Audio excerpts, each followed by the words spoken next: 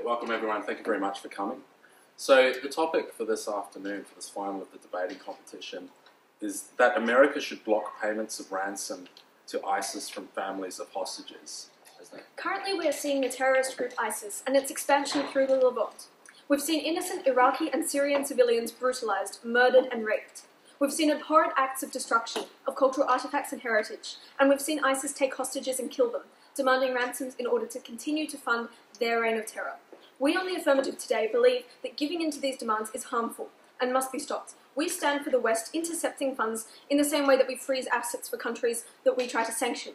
As we already monitor funds going into the Middle East, and we're well aware of the hostage situations as they've been happening since ISIS publicises them, we don't believe that this is going to be a difficult task.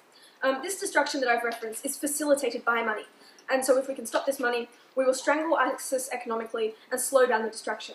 So I'm going to be discussing, first, why allowing ISIS access to this money is so bad, and second, why privileging this handful of lives is counterproductive and immoral. My second will discuss how payments of ransom will incentivize future kidnappings and legitimize the actions of ISIS, and second, how we can minimize the harm on families involved in these ransom situations. So first, why is this ransom money so bad? The people being taken hostage in the Levant aren't tourists. These are people who work in the Middle East in jobs like journalism or aid work.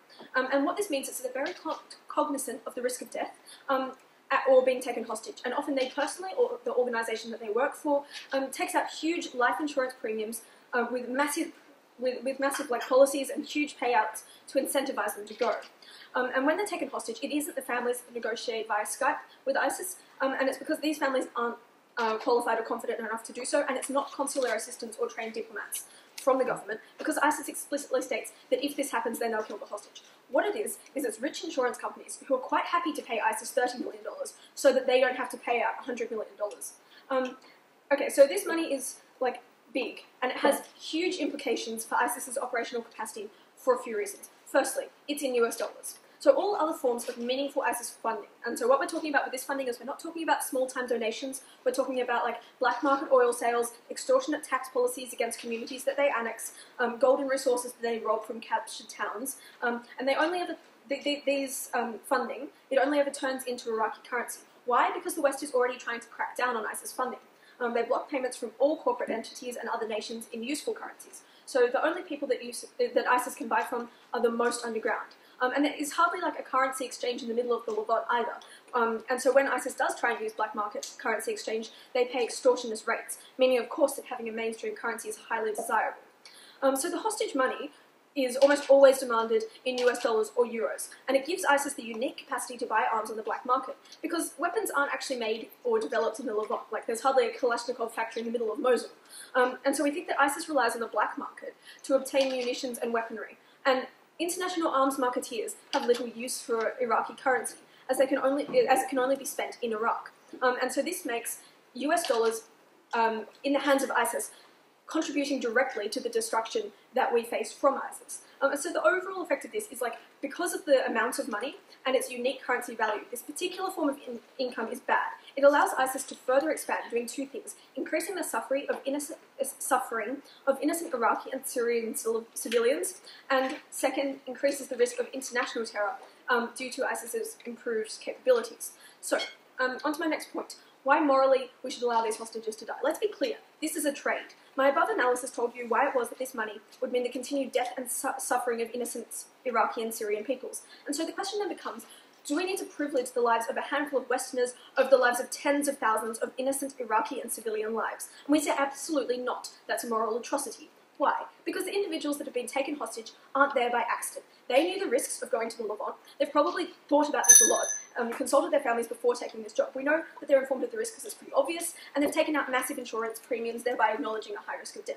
Secondly, the Iraq and Syrian people that will die as a result of increased ISIS military capacity didn't choose any of that. They're only in their situations because of the injustice of geographical birth lottery and the imperial and colonial actions of the West in terms of, like, Iraq 2003, which left this power vacuum that's, like, destabilised the country and put these people in danger in the first place. So we can, like, police the resources through our international intelligence networks and the widespread ability to block these payments. We think we should. But even if we have no responsibility to Iraqis and Syrians, this is an action that protects people in the West, like American citizens, because it limits ISIS's capacity to expand its operations, commit terror attacks, and so forth, protecting American lives. And as my second will discuss in further detail, it prevents hostages from being an attractive thing for ISIS to do for profit. So because of the absolute necessity to deprive ISIS of its resources and funding, especially in US dollars, we are proud to affirm.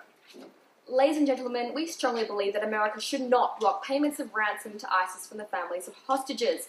But before I get on to my substantive, I'd like to address two main issues that's arisen so far. Firstly, the issue of money facilitating terror and the money specifically from ransoms, and secondly, the issue of privileging the lives of hostages over the lives of many. The first issue, the opposition came out today and has said that money facilitates terror, and they talked about this big money that's going to be massively impactful in funding ISIS. However, we'd like to point out that ISIS makes $1 million a day from owning the 60% of Syrian oil fields.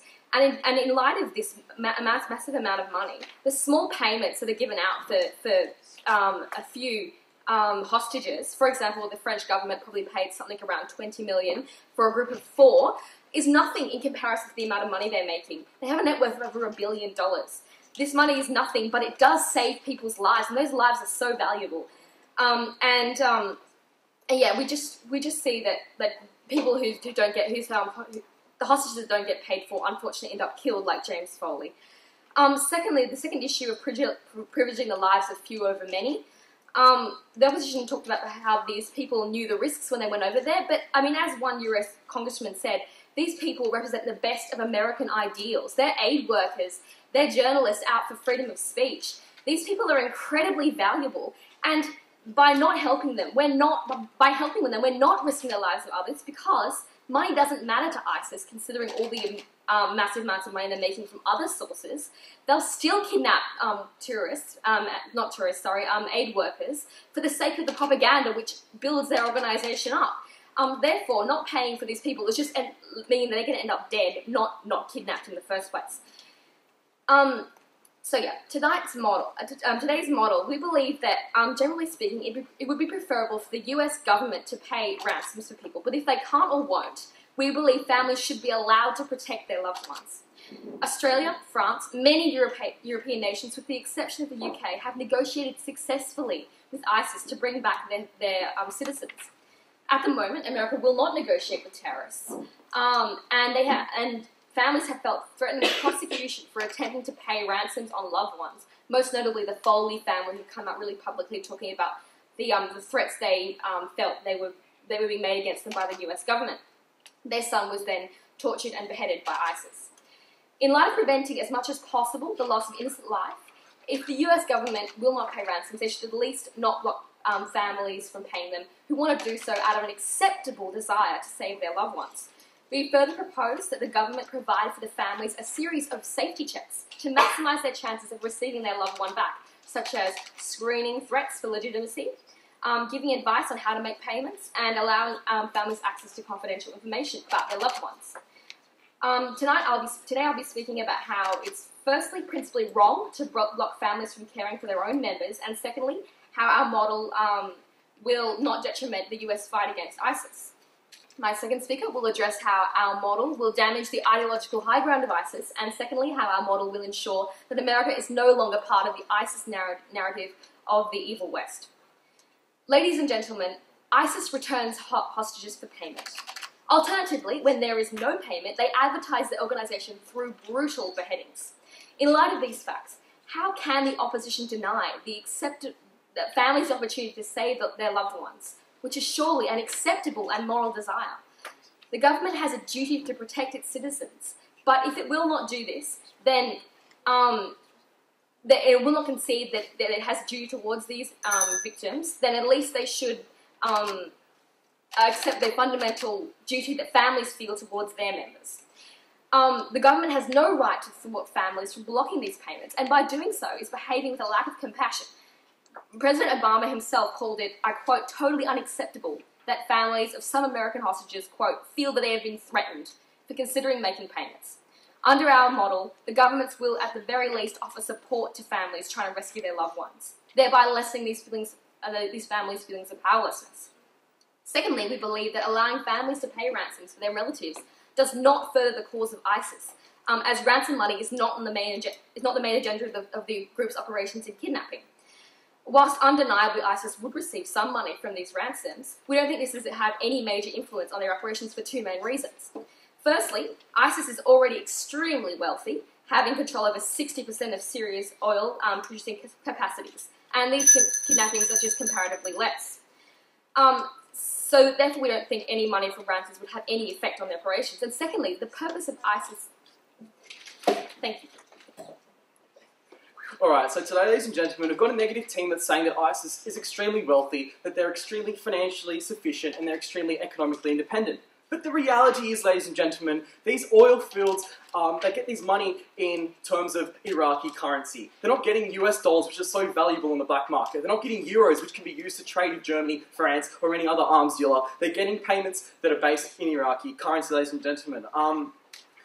No countries even buy the oil from ISIS. There's sanctions in place in the whole world which is stopping them to buying oil from ISIS, which also proves that money is really a crucial thing, because if they're not buying oil from ISIS, then we think that, giving them money is actually going to incentivize more terrorism and things like that. But sanctions, etc. stop this. And even if countries did trade with ISIS, then it's in Iraqi currency, and as my first speaker explained, it's basically useless.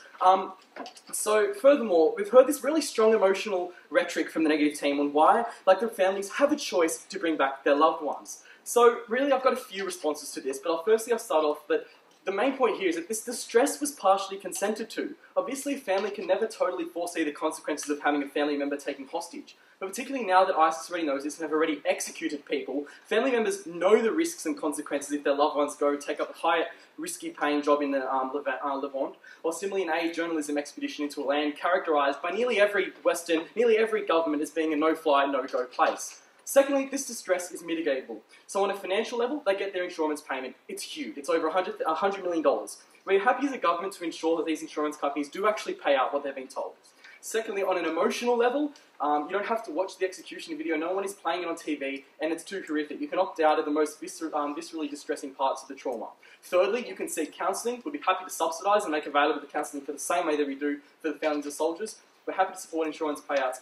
And it's also distressing, this is what we want to say, it's also distressing for the Iraqi and Syrian families whose towns get flattened and annexed because ISIS could afford more tank shells, guns and bullets. When ISIS goes and destroys Tikrit artifacts, that money is, they can do that because of the resources they have got by buying things from the, buying arms, buying resources and giving money to them. So we think that this is essentially a wrong thing to do. Furthermore, we heard that these aid workers are really selfless people, rather. So because they're very selfless people, we think that these aid workers are willing to risk or sacrifice their safety for the greater good of humanity. If these aid workers have captured and then released on the back of a large ransom, these workers would know that their ransom money will be used to undo their humanitarian work and their own suffering for millions. Although it might be sad, these people would prefer to die to ensure that the humanitarian atrocities committed by ISIS do not continue. These are selfless people. These are people who want the best for the people that the West over and overlooks. The Syrians, the Iraqis, the people every day that are out there being attacked and belittled by ISIS. So this same logic also applies to individuals such as missionaries, etc., whose primary motive for being in the Levant is to stop the atrocities being committed. And furthermore, they've said that we're incentivizing propaganda purposes. So we think that extremist propaganda that works is characterized by the way that it offers support to these disillusioned by the rest. The concept of an Islamic utopia is more powerful than videos of James Foley, who sadly has been taken hostage. And the last thing I'll address on the rebuttal side of things is that they've brought up this idea, what if it was your mother, what if it was your brother, what if it was your son who was being held hostage? So we think that it's extremely naive in a way to characterise one white Western life as being more important than thousands of innocent Iraqi lives. Moreover, this is the main point here, this is what I really want to stress, that people that are so emotionally attached to the situation are unable to make a reasonable, informed, objective view of the scenario. Rather, they act on pure, uncalculated emotion. These are people that you would ask before their family relatives were taken hostage, would you characterise your life, your son's life, as being more important than 100 Iraqi lives? And these people probably say, no, he's not more important. But then when it comes up, these people are getting this really clouded state of mind, and they make the wrong judgment. These are irrational actors who have no place in deciding foreign affairs. And ISIS manipulates their emotions because they know this will be the resolution. So now quickly I'd like to talk about how it actually incentivises further hostage taking. So there are three main premises to support this. So firstly, paying ISIS legitimises their actions. We think that by paying ISIS, especially in the form of US dollars, I've already outlined this, is inherently a bad move. By paying them any sort of money, whether it be from the government, from families, from insurance companies, it's providing them a financial incentive to keep the vicious cycle of kidnapping. Even if they did get $1 million a day, then surely giving them $20 million is not going to help save lives. Secondly, it encourages ISIS to go out and commit more kidnapping. It sends a message to be even more aggressive, to go to aid workers, to go to journalists, and to take more people. And thirdly, it provides them with the means of carrying out more attacks. It provides them with the impetus to carry out attacks on the West. It provides them the resources to get planes to fly into the Twin Towers. And for these reasons, we'd like to propose. So, Chairperson, ladies and gentlemen, what we've heard from the Affirmative today is that, like, under our model, what's going to happen, what we're going to see is, like, a sudden spike in the number of kidnappings because ISIS is suddenly going to be incentivized to kidnap more people. Now, we have two responses to this. Firstly, as my first speaker has already explained to you, under the status quo, ISIS isn't, like, kidnapping people for the purpose of money because they have, like, you know, all these wealthy backers in the Gulf. They get a lot of their funding from, like, the oil fields. What they're doing when they're kidnapping people is they're killing them and executing them in the most brutal ways possible for the purpose of propaganda, so that they can then disseminate this information onto social media to, like, radicalize people, like, even in the US, like, itself. Now, secondly, we believe that even if this was the case, even if, like, the kidnapping numbers, like, suddenly did spike, we think that this is actually still preferable to what's happening under the status quo. Because what's happening under the status quo is that ISIS is kidnapping people to kill them for the purpose of, like, radicalizing other people. We believe that under our model, if, like, even if ISIS does go out and start kidnapping for the purpose of money, we think that the, like, very, like, insignificant amounts of money that we would be paying to get these people back is more worthwhile and, like, just and, like, more inherently, like, good for the US than, like, the status quo. In light of this, I have three main issues so far with today's debate. Firstly, the idea of, like, whether or not this ransom money would actually go to, like, funding ISIS, like, how helpful that would be in that sense. Secondly, like, the morality of the situation. And thirdly, this idea of, like, whether or not families are, like, the best people to do it. Firstly, under this idea of, like the monetary funding for ISIS, what we've heard from the Affirmative is that, like, ransom money is going to be, like, in mainstream currency, and that this will help them, like, buy more arms. However, we would like to point out that just because it's in, like, mainstream currency, it doesn't, like, mean that they're going to be able to buy, like, mainstream arms with, like major US, like, dealers or anything like that. Secondly, with a lot of their arms are coming from the Middle East, and so, like, in that sense, it's actually, like, preferable for them to use local currency because that's, like, the currency of the area. Finally, even if this was the case, the amount of, like, even if this was the case, even if, like, this if US currency was, like, preferable to, like, Iraqi currency, we believe that the amount that we're paying for ransoms, as my first speaker has already explained, is so insubstantial compared to, like, the major funding they get from, like, Syrian oil fields and wealthy backers in the Gulf states. Onto the second issue, like, the morality of the situation. So they've brought up multiple times this idea that, like, saving one American individual at the expense of, like, thousands of civilians is just, like, morally incorrect. However, we have three responses to this. Firstly, it's based on the assumption that the money we're giving is going to, like, help to, like, fund ISIS in a major way. And, like, as I've already explained, this is just simply not true. Secondly, even if this was the case, we think that in saving, like, an individual American, what we're actually doing is cutting off ISIS's ability to then use that individual as a propaganda tool to radicalize more people, to get more followers, and to continue to propagate their cause. So we think this is actually, like, indirectly, like, killing more citizens than just, like, handing over a ransom money.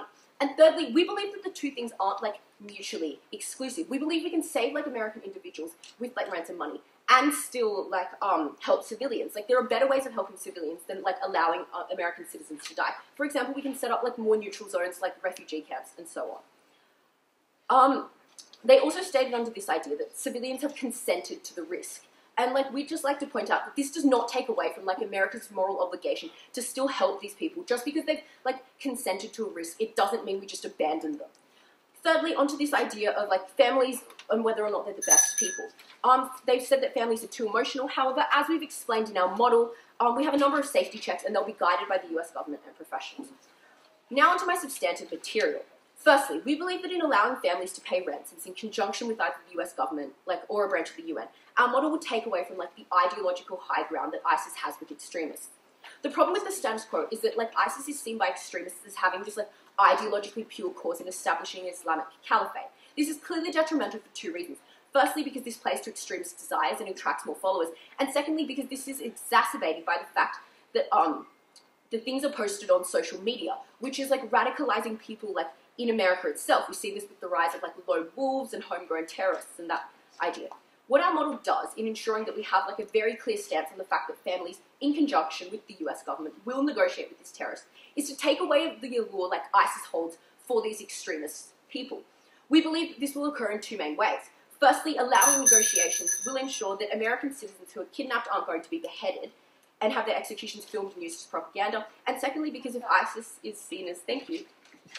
Okay, so ladies and gentlemen, essentially today we've seen a negative team that has an absolutely skewed view of what is right and what is moral. They have no idea of why one life of an American is actually better than millions that are being killed every single day. They've never been able to establish this, and they simply rely their whole case on some economic assertion that ISIS are absolutely rolling in the money, and that is simply untrue. So today we have two main themes that have really come out of this debate.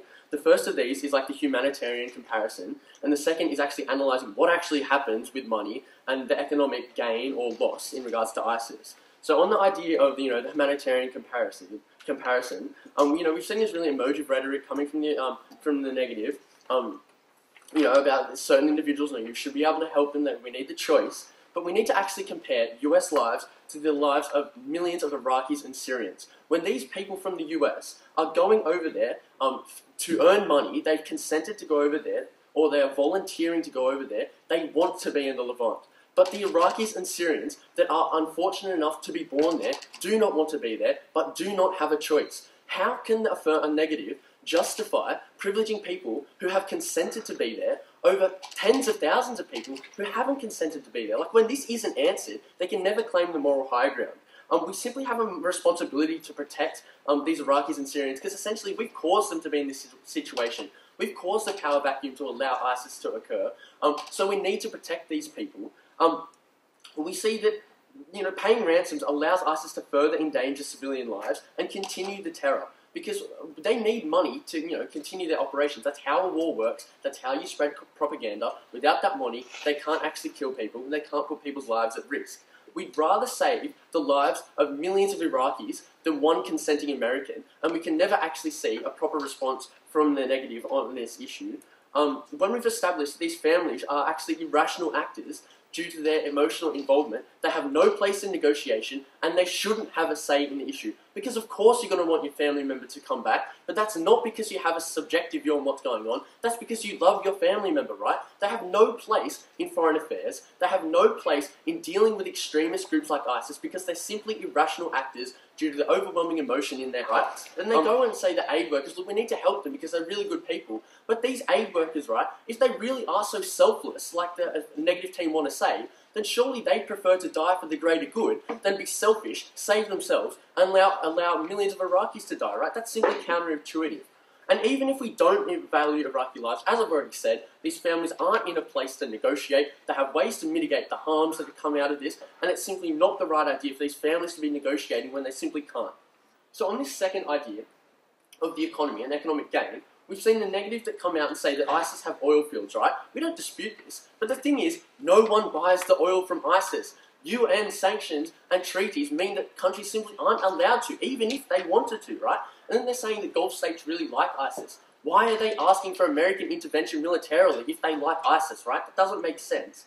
Simply, There's no money actually going to ISIS from the oil fields, and even if it did, we see that it's in Iraqi dollars. No one on the black market wants Iraqi dollars because it's useless. The country of Iraq is taken over by ISIS, so the only place they can spend their money is with ISIS. So who are the people that are buying off them, right? It doesn't work. They've asserted that they're buying them from US, like arms from US or France. That's not how it happens. It's from the black market. So the fact that it's in euros or US means that it's actually useful money. But even if it is true, right, that they have all this money coming in from oil fields, that's the neg conceding that money is bad, right? If they're saying 1 million a day is really bad, they're conceding that getting money is bad. So why would we want to then give them 30 million every day for a hostage? That simply is a massive contradiction that can never stand from the negative team. We then see that they'll say they keep taking hostages anyway.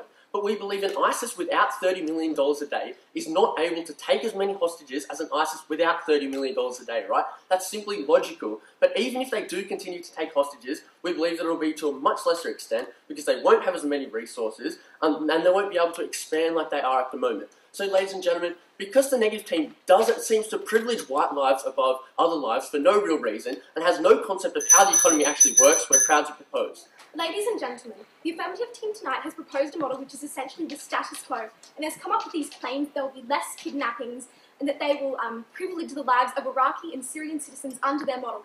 However, we fail to see under the status quo, which they have recognised that Palmyra is being destructed. Every day there's a shooting of Syrian Iraqi citizens. We don't see how that is going to get better under their status quo. And what we are doing is trying to provide another method of trying to solve some of the problems which are occurring with the conflict in ISIS. Because obviously what is happening at the moment is not working. So tonight, today I have two main issues. Firstly, do families have the right to choose to provide a ransom? And what is their moral role in it? And my second point is about the effect this will have on the operations of ISIS. So from the beginning of our speakers, our stance was that we would prefer for the government to pay, but if for whatever reason they can't, we believe that families should be in the position to protect their families. Against this, they came out with these people who've consented to die by going as aid workers and as journalists to the Middle East because they've had life insurance taken out from them, they deserve to die. However, we think this is morally incorrect. A soldier does not deserve to die because he's chosen to be a soldier. A journalist does not deserve to die because they've chosen to go to a war zone. And as American citizens, the government should, as they do with people overseas, such as the American government has gotten people out of jails in other countries where they think they might be in bad situations. So we think that America does have a right to protect its citizens through our model, which is allowing families to pay for a ransom. Under this, they said that families were not qualified. However, under our model, we clearly stated that this would be through the means of the UN or the US government, and this provides a means of negotiation with ISIS. So families, it doesn't matter, they're just raising the funds through the citizens of their country. So, they characterise these soldiers, journalists, aid workers as selfless. And they said that under our model, we are privileging their lives over the lives of Syrians and Iraqis. However, they proposed status quo, which is that we still ban these payments. And under the status quo, that millions of Iraqis and Syrians are being killed.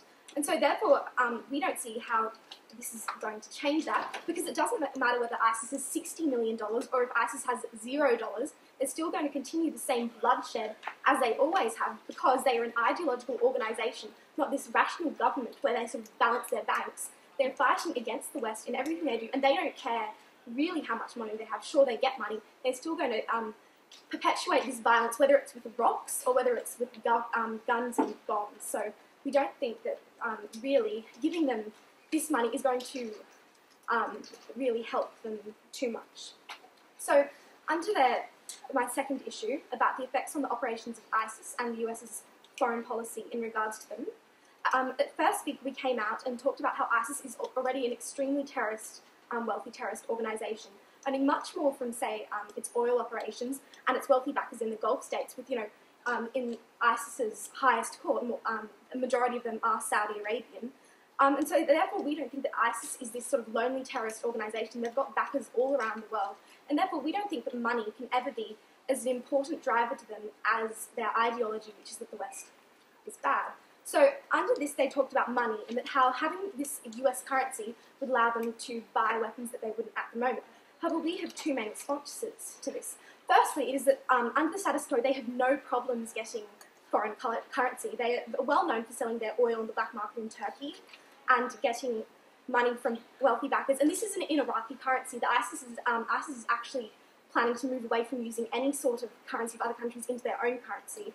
ISIS doesn't really operate in Iraqi currency. They're not the Iraqi government. They manage to get money from other countries. They always have to buy everything. So they also talked about how from the point of America, this should be a death sentence for these people going over.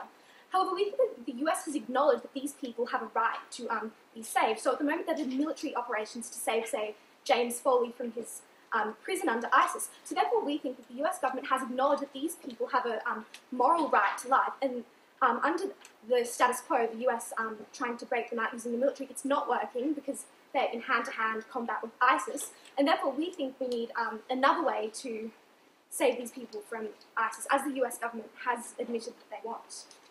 So, under second speaker, they came out and talked about how kidnappings would lead to three main issues. Firstly, it legitimises their actions. Secondly, more kidnappings. And thirdly, a means of carrying out more attacks.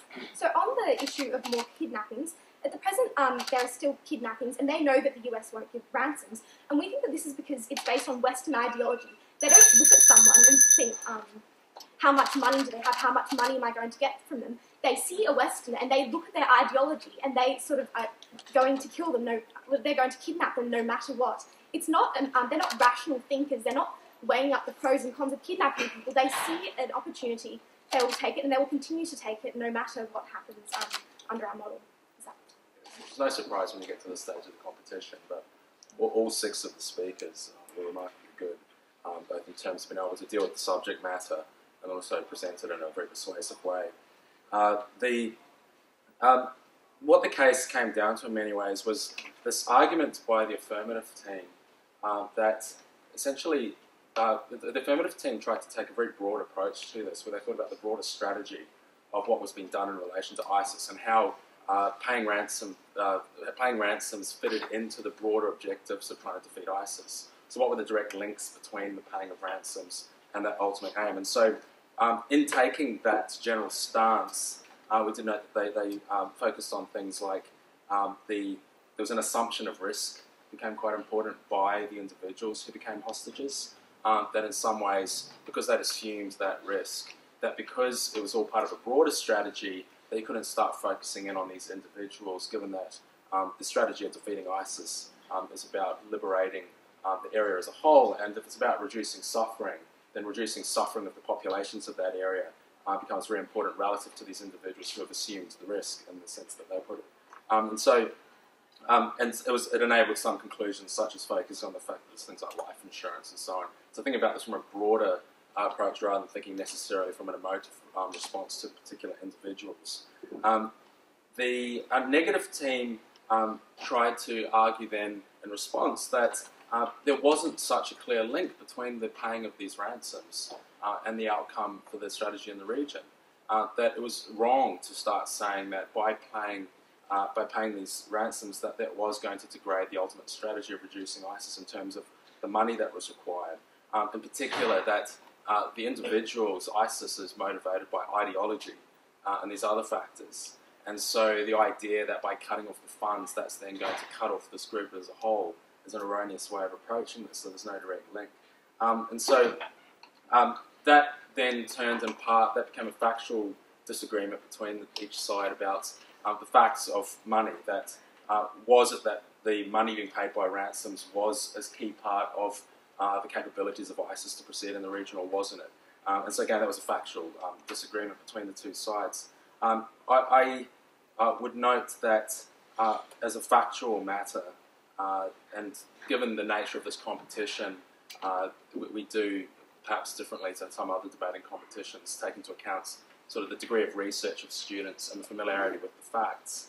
And so as a factual matter, ISIS does sell a huge amount of oil, and there's a market for this. And they sell it in Syria to the Syrian government. It sounds ironic, but the Syrian government is fighting ISIS within its own territory, but also selling oil, buying oil off them because they need to keep the country going. And there's also a market for the oil in Turkey, which was pointed out as a response by the negative team, that actually there has been a lot of sale to even Turkey, which is even more complicated given that Turkey is a NATO ally and an ally of the United States and so forth. So that was a factual matter. Also note that as a factual matter, there is quite a lot of research into the actual links of the causality. So both teams focus on the correlation, that the argument that there's oil being sold, money being paid for ransoms, and ISIS is increasing or decreasing its role in the region. You can draw out those correlations, but as a causal matter, the research does seem to indicate that the United States' approach of not allowing ransoms to be paid hasn't had a significant impact on the way that it hasn't had a significant impact on the reduction in the number of hostages which are taken. So that's also important to take into account. Then there was an interesting, I thought perhaps the most interesting argument that came out between the two teams, and it came out perhaps later on for both of them, was that this idea of American exceptionalism in some ways was addressed by both of the teams, which was interesting. So on the negative side in particular, there was this idea that America in some ways exceptional, and the reason for needing to respond to the taking of hostages is to uphold what America stands for in the world, that it's this beacon of liberal democracy and hope and so on, and so to uphold those humanitarian values that America should be paying these ransoms. But that was countered by the Affirmative team, who said that, well, if we're thinking about the broader view of America in the world and what matters in terms of its image, it needs to maintain the idea that it's a power which has strength in the world, and that America looks weak if it's acceding to these requests, and that's really what's going to matter most in this fight against ISIS in particular. So it was a very complex argument, and both of the teams addressed these arguments very well and set up these very clear cases. In the end, I declare the debate to the Affirmative team.